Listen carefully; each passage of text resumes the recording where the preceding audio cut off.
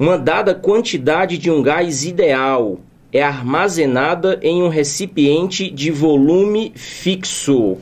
Sempre lembrando que devemos ficar atento às características das grandezas físicas dadas do enunciado. Então ele disse, recipiente de volume fixo.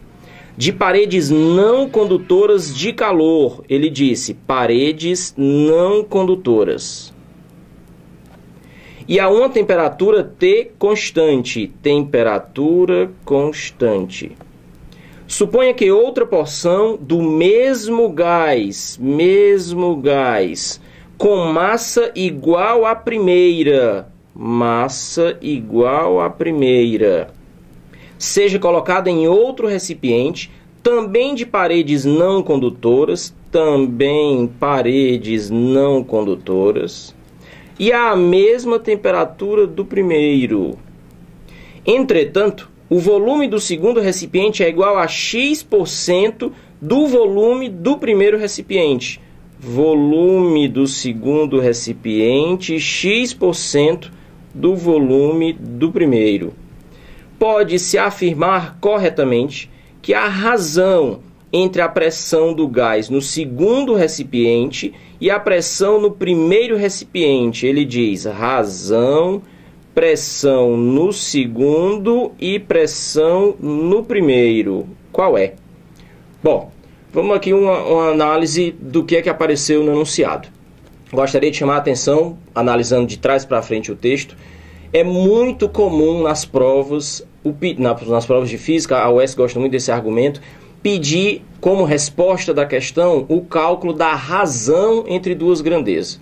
A primeira coisa que você tem que tomar cuidado quando vai fazer o cálculo da razão entre duas grandezas, A e B, por exemplo, é que ele pode pedir a razão A sobre B ou B sobre A.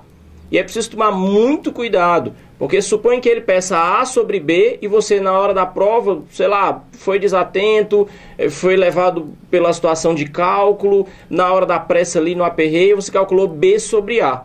É muito provável que nas alternativas apareça essa resposta e é aquela história. A gente faz um cálculo, acha uma resposta, ela está nos itens, a gente sempre vai pensar que está correto. Então sempre se certifique, após a leitura do enunciado, se ele pede a razão entre duas grandezas, a que razão ele se refere? Aqui ele diz a razão entre a pressão no segundo recipiente sobre a pressão no primeiro recipiente. Então é P2 sobre P1 e não P1 sobre P2.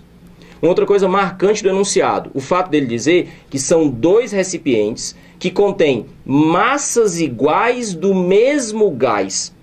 Eu queria que você percebesse e lembrasse que indiretamente ele está dizendo que o número de mols do primeiro gás no primeiro recipiente é igual ao número de mols do segundo gás no segundo recipiente. Vamos lembrar, número de mols é a massa da amostra de gás sobre a massa molar do gás.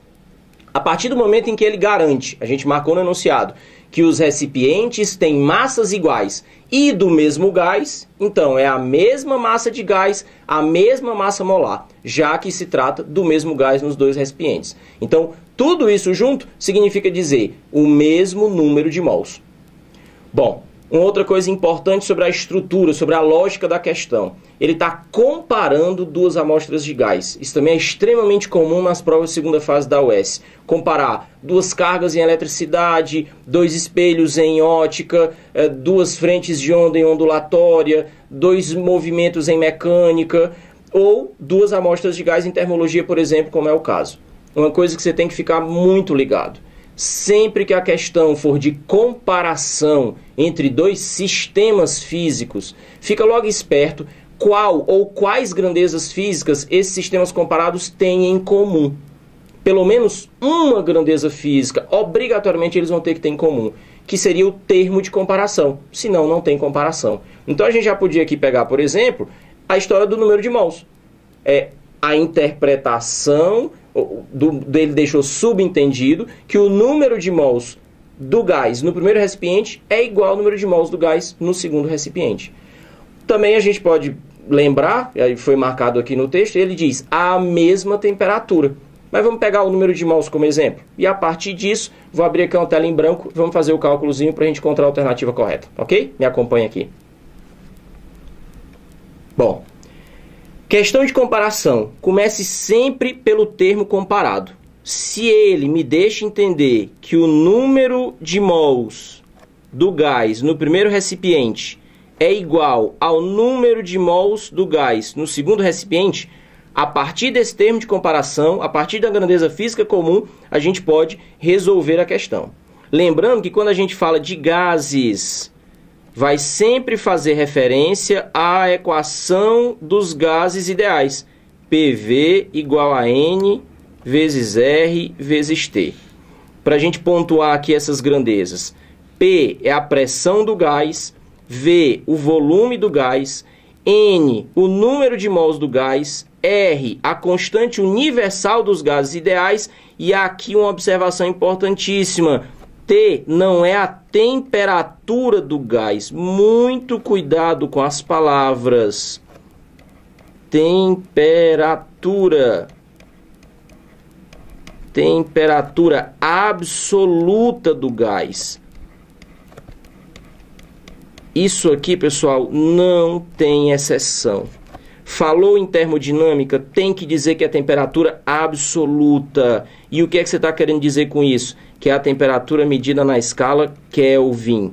A gente está num curso de revisão, é importante lembrar esses detalhes. Isso não tem exceção. A equação dos gases só funciona nessa condição. Então vejamos, a partir dessa equação dos gases, já que nós queremos trabalhar com o número de mols, a gente pode aqui isolar o N. E esse N então seria pressão vezes volume sobre a constante vezes a temperatura absoluta. Levando então para a nossa expressão de igualdade, para o nosso termo de comparação, N1 seria pressão no gás 1, volume do recipiente que contém o gás 1, a constante universal dos gases e a temperatura no recipiente 1. Igual, a mesma coisa para o número de mols no gás 2, pressão 2, volume do gás 2, a constante universal dos gases e a temperatura absoluta no recipiente 2. Agora vamos ver aqui o que é que a matemática e o enunciado que ele me deu permitem. Primeiro, você já percebe aqui que a constante vai desaparecer dos dois lados da equação. Segundo, ele disse que os dois gases estão à mesma temperatura. Repara agora como é que ficou a nossa expressão. Nós temos a pressão do gás 1, o volume do gás 1. Do outro lado, a pressão do gás 2 e o volume do gás 2. Agora, o que foi que ele pediu para a gente calcular? P2 sobre P1. Vamos trazer esse P1 aqui, ó. P2 sobre P1. Repara que na hora que você leva o P1 para junto do P2, esse V2 vai lá para o outro lado e fica V1 sobre V2. Pessoal, muito cuidado na hora da prova com esse troca-troca de lado da matemática. Essas coisinhas aqui é que na hora da prova a gente põe uma coisa dessa no lugar errado, por exemplo, V2 sobre V1, e vai acabar achando a resposta o contrário do que seria o correto. Agora, observe qual foi a situação em que nós ficamos. P2 sobre P1 é o que ele pede para a gente calcular. Enquanto que no enunciado ele deu a relação entre os volumes. Ele disse, o volume do segundo recipiente é apenas X% do volume do primeiro recipiente. Então a gente tem aqui uma proporção entre o V2 e o V1. Mais uma vez, olha a matemática, ó. Esse V1 aqui desaparece e nós vamos ter finalmente a razão que ele pediu. P2 sobre P1 seria 1 sobre... Pessoal, o que é X%? É X por 100. E aqui você tem uma divisão de frações. Repete a primeira, multiplica pelo inverso da segunda. Bom, se a gente voltar agora lá para as alternativas, o que aparece então como alternativa correta para a questão? Observe que nós encontramos 100 sobre x, de modo que D de dado seria a alternativa correta para a resposta da questão. Bom, como a gente está no curso de revisão, é sempre importante enfatizar determinadas coisas. O que eu gostaria de lembrar aqui? Nós trabalhamos com gases ideais nas questões de vestibulares. Quando se fala gás ideal, quando se fala ideal em física, é uma coisa que não existe. É um conceito teórico para que você consiga trabalhar com ele, é um modelo. No caso dos gases, então, as moléculas são consideradas muito pequenininhas, como se nem volume tivessem. Elas ficam se chocando com as paredes do recipiente o tempo todo, mas você despreza perdas de energia. São sempre colisões ideais. E em termos práticos, falou gás ideal, falou PV igual a nRT. Com uma observação importantíssima, o que é T? T não é a temperatura do gás, muito cuidado com a linguagem. T é a temperatura absoluta do gás. Olha a diferença. Quando você diz a temperatura do gás, a pessoa que está te ouvindo vai ficar se perguntando, a temperatura medida em que escala? Ela vai lembrar de Celsius, ela vai lembrar de Fahrenheit, pode até lembrar de Kelvin. Agora veja bem, a escala Kelvin é a escala absoluta. É a única que leva em consideração o zero absoluto como sendo o estado onde não há agitação das moléculas. Essa equação dos gases, ela só funciona, como tudo em termodinâmica, se a temperatura for medida em Kelvin. Então, quando você fala PV igual a nRT, T não é a temperatura do gás, e sim a temperatura absoluta. Entenda-se, a temperatura medida em Kelvin. É importante chamar a atenção disso, porque às vezes aparece uma questão numérica, e o cara que elabora a questão na prova te propõe a temperatura em Celsius. E às vezes o número é bonitinho. Tu pensa assim, poxa, as contas vão ficar fáceis. Ele põe lá 100 graus Celsius, 25 graus Celsius. Tu olha e já vê a resposta na tua frente. Aí pensa assim, pô, eu vou fazer tudo em Celsius, no final transformo para Kelvin. Isso não existe. Falou gases e falou termodinâmica, vou repetir para ser enfático. A equação dos gases e as equações de termodinâmica só funcionam com a temperatura medida em Kelvin. Então, nada de fazer as continhas em Celsius e transformar no final. Tudo tem que ser trabalhado em Kelvin. Então, T em gases e em termodinâmica representa a temperatura absoluta, ou seja, medida em Kelvin. Ok?